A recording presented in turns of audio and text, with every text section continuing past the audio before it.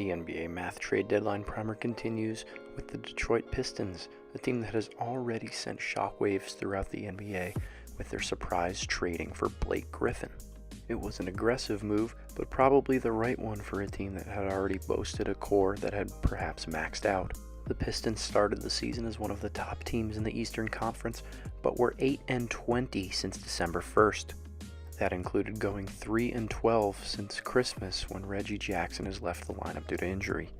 The Pistons love to play through big man Andre Drummond at the elbows as a creator. The trading of Avery Bradley and Tobias Harris in order to gain Blake Griffin has some ups and downs for the Pistons offensively. It certainly gives them another star player and offensive threat and another big man that is great at creating offense from the top of the key.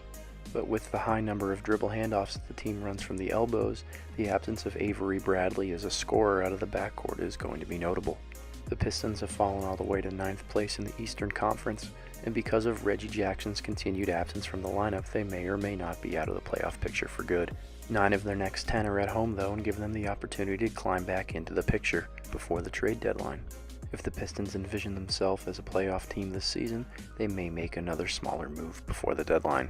A lot of that revolves around the confidence level that coach and president Stan Van Gundy has in two wings, Stanley Johnson and Luke Kennard. Both players will now have a larger role to play thanks to the absences of Tobias Harris and Avery Bradley.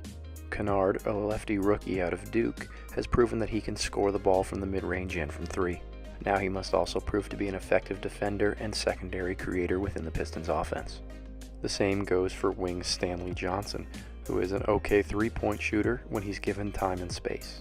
The more reliable production the Pistons can gain from these two players, the better suited they will be both in the short term and the long term. The Pistons gave up their 2018 first-round pick in the Blake Griffin trade, which means they have to be fairly confident that both of these players are foundational ones on the wing. In that Griffin trade, the Pistons created a $7 million trade exception.